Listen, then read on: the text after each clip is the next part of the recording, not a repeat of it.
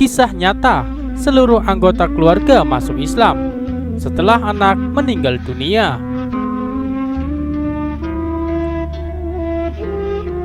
Cerita ini bermula dari sosok Agnes yang merupakan wanita Katolik yang sangat taat dengan ajaran agamanya.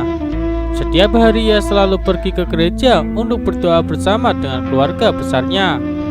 Agnes yang Katolik tersebut ternyata memiliki seorang kekasih bernama Martono yang beragama Islam.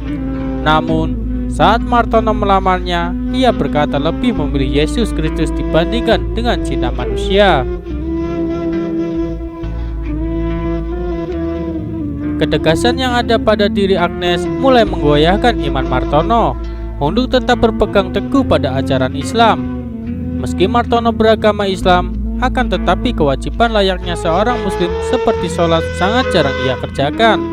Alhasil, Martono pun masuk dalam agama Katolik demi mendapatkan gadis pujaannya.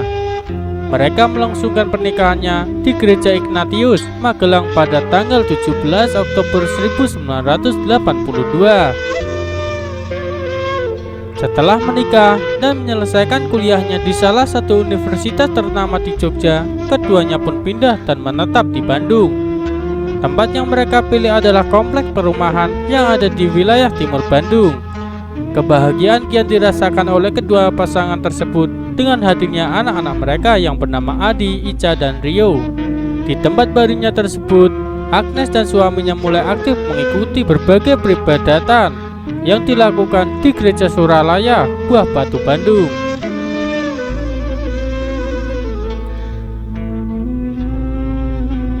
Suaminya yang saat itu menduduki kepala divisi properti PT Telkom Cisanggarung, Bandung pun bisa dibilang memiliki pendapatan yang bisa membuat keduanya mampu hidup berkecukupan dan mampu menyisihkan sebagian untuk pemeliharaan gereja. Mereka berdua berinisiatif untuk membangun sebuah gereja yang berlokasi dekat dengan perumahan dengan mengumpulkan dana dari para tetangga sekitarnya yang beragama serupa, dan akhirnya pun sebuah gereja telah berhasil mereka dirikan.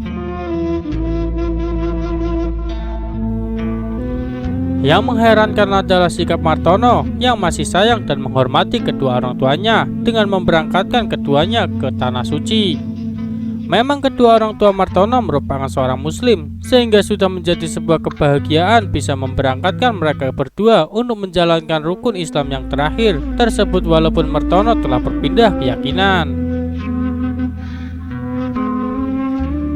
Kehidupan yang serba berkecukupan dan harmonis mewarnai hari-hari dari Agnes dan Martono. Hingga suatu ketika, keduanya merasakan guncangan jiwa yang cukup membuat gelisah.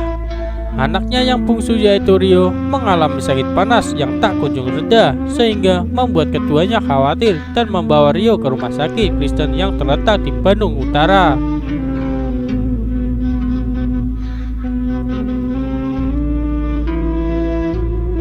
Dokter yang menangani Rio mengatakan bahwa Rio hanya mengalami kelelahan saja. Namun, Agnes yang merupakan ibunya tetap merasa gelisah dan takut akan kondisi anaknya yang tak kunjung sehat. Ketika dipindahkan ke ruang ICU, kejadian cukup aneh mulai terlihat. Rio meminta ayahnya untuk memanggil ibunya yang berada di ruangan tengah. Martono pun langsung menuju Agnes dan menyuruhnya untuk masuk ke ruangan ICU. Namun, jawaban Agnes cukup membuat heran Martono. "Saya sudah tahu."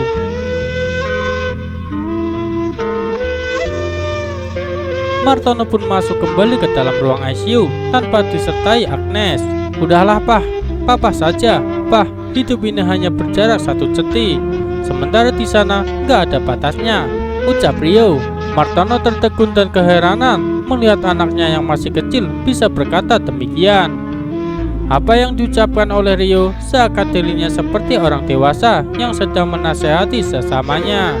Sore pun menjelang dan Rio masih berada di ruang ICU ditemani Martono. Rio kemudian berucap, "Pah, Rio mau pulang." Dengan lemah lembut dan penuh kasih sayang, Martono menjawab, "Iya Rio, nanti kamu pulang bersama Papa dan Mama." "Enggak, Pah, Rio mau pulang ke surga." "Rio tunggu Papa dan Mama di surga," ucapan dengan nafas yang pendek. Martono yang terkejut dengan ucapan anaknya tersebut, tiba-tiba ia mendengar suara aneh yang menyuruhnya untuk membimbing kalimat syahadat kepada anaknya.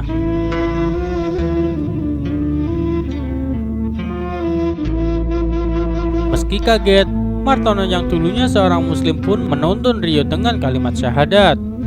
Air mata Rio pun berlinang sembari menghafalkan kalimat tersebut. Dalam kekalutan dan kegelisahan, Martono dikejutkan lagi dengan adanya bisikan yang memberitakan bahwa Rio akan meninggal dunia setelah dikumandangkannya azan maghrib.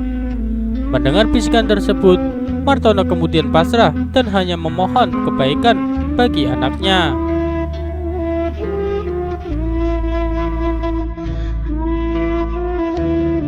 Dan benar saja, pada tanggal 27 Juli 1999, setelah azan maghrib berkumandang, Rio pun mengembuskan nafas terakhirnya. Agnes yang tak mau melihat anaknya karena merasa sedih terus menangis dan meratapi anaknya hingga Rio ditempatkan di rumah duka. Kejadian aneh pun berulang, di mana Agnes seperti melihat Rio yang menghampirinya dan berkata, "Mah, aku gak mau pakai jas, aku maunya pakai kain putih saja." Agnes cukup terkejut dengan pandangannya tersebut karena memang Rio telah tiada. Kejadian tersebut ia tuturkan pada salah satu tetangganya yang muslim dan berada di rumah duka tersebut. Pelayat tersebut menuturkan bahwa kejadian tersebut pertanda bahwa Rio ingin dimakamkan layaknya seorang muslim. Perdebatan panjang pun mewarnai hari itu. Mereka bersepakat untuk membalut tubuh Rio dengan baju, celana, dan sepatu yang berwarna putih. Setelah itu, Rio disolatkan oleh mereka yang beragama Islam. Keluarga besar Agnes yang memegang penganut teguh agama Katolik bersikeras agar Rio dimakamkan secara Katolik dan jasad Rio pun dimakamkan di Kharkov yang merupakan pemakaman khusus Katolik yang berada di Cimahi, Bandung. Agnes yang masih bingung dengan berbagai kejadian yang dialaminya hanya berdiam diri. Hingga suatu hari ia mendengar bisikan yang aneh tentang rumah dan mobil. Rumah adalah rumah Tuhan dan mobil adalah kendaraan untuk menujunya. Di saat itulah Agnes teringat akan ucapan Rio saat masih duduk di bangku TK.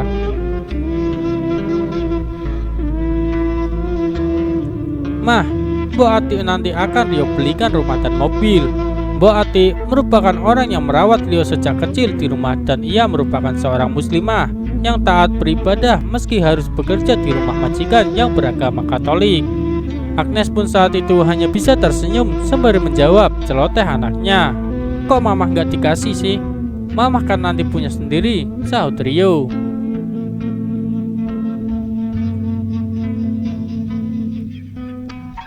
Setelah teringat hal tersebut, Agnes kemudian meminta Martono untuk mengecek ongkos haji saat itu. Ternyata dana yang dibutuhkan untuk berangkat haji adalah 17.850.000. Sesaat setelah itu, Agnes mau membuka uang tabungan yang tak pernah ia buka sebelumnya. Keheranan Agnes mulai memuncak karena nilai uang yang terkumpul ternyata sama persis dengan ongkos naik haji. Agnes kemudian mengartikan ucapan Rio dahulu sebagai cara untuk memberangkatkan Bu Ati ke Tanah Suci. Hari berganti hari, Bu Ati pun berangkat ke Mekah untuk menunaikan ibadah haji. Suatu hari, ia menelpon sang majikan yaitu Agnes sembari menangis dan menceritakan bahwa ia bertemu Rio di Mekah. Rio yang sudah meninggal tersebut berpesan bahwa kepergiannya tak perlu dipikirkan. Ia merasa senang di alam yang baru. Jika ibunya merasa rindu, cukup berdoa saja.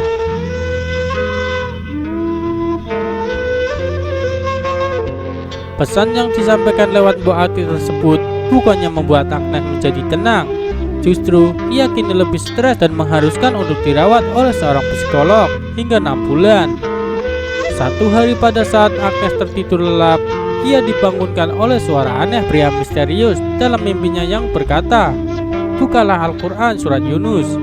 Setelah heran dan penuh tanda tanya, Agnes pun kemudian mencari teman-temannya yang beragama muslim untuk menanyakan tentang kandungan surat Yunus.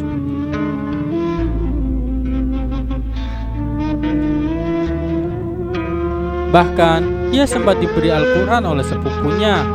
Namun, tak ada jawaban yang ia dapat dari surat tersebut. Meski telah dibaca berulang-ulang, "Apa sih maunya Tuhan?" teriaknya hingga ia tersungkur ke lantai di dalam rumahnya.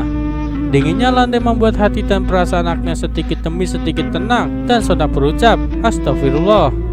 Agnes kemudian membuka surat Yunus ayat demi ayat dan ia menemukan jawabannya pada ayat yang ke-49.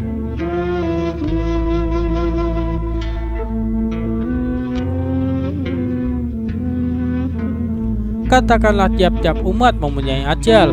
Jika ajal datang, maka mereka tidak dapat mengundurkannya dan tidak pula mendahulukannya.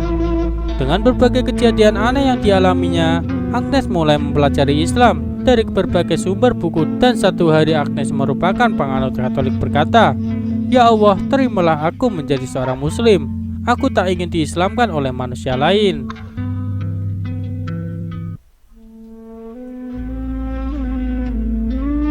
Agnes yang sudah mengucapkan kalimat syahadat langsung melaksanakan sholat meski harus secara sembunyi-sembunyi.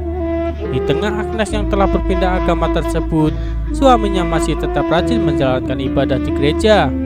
Bahkan Martono selalu mengajak Agnes untuk ke gereja, namun Agnes menolaknya dengan berbagai alasan.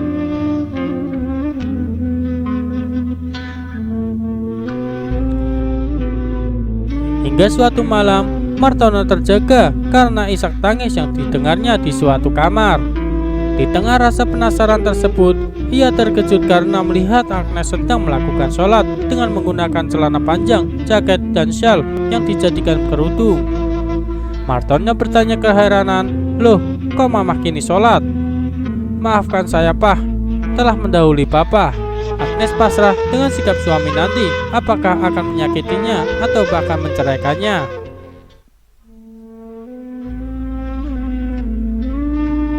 Setelah Martono melihat istrinya memeluk agama Islam, ia pun mulai kebingungan menentukan arah kaidahnya.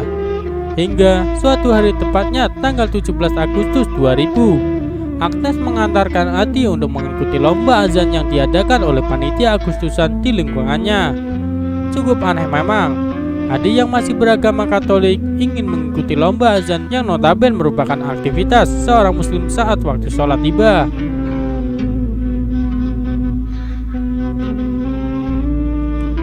Sementara Martono yang diajak untuk ikut menghadiri justru menolak dengan alasan harus mengikuti upacara di kantornya. Dalam acara tersebut hadir pula psikolog Agnes, yakni Kang Saraharjo. Ia mengatakan kepada Adi yang masih bersekolah di SMA Santa Maria untuk meniatkan azannya bukan hanya untuk orang yang ada di sekitar, namun juga untuk alam semesta.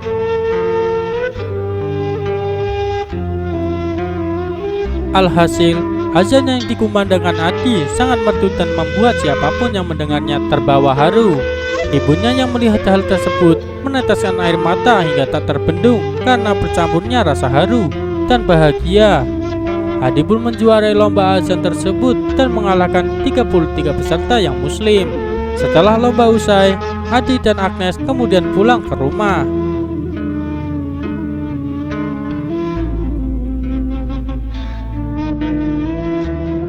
Namun apa yang didapatinya cukup mengejutkan karena saat Agnes membuka pintu kamar, Martono yang tadinya berucap akan melakukan upacara justru tengah melakukan sholat.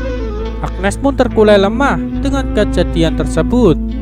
Martono yang telah menyelesaikan sholatnya kemudian meraih tangan istrinya dan mendekapnya. Ia pun berucap, "Mah, Papa kini telah masuk Islam." Kesedihan bercampur haru membuat anak-anaknya mendengar dan mendekati keduanya. Dalam hidayah melingkupi orang tuanya, Adi dan Ica pun kemudian memeluk agama Islam. Keluarga yang dulunya Katolik itu akhirnya melalui babak baru dalam kehidupan sebagai muslim secara terang-terangan. Bahkan, Martono mewakafkan 7 hektar tanahnya untuk dijadikan pesantren Baitul Hidayah di Bandung. Subhanallah, ternyata hidayah Allah bisa datang pada siapapun dan lewat cara apapun. Allahu Akbar. Sekian dari kisah ini. Wassalamualaikum warahmatullahi wabarakatuh.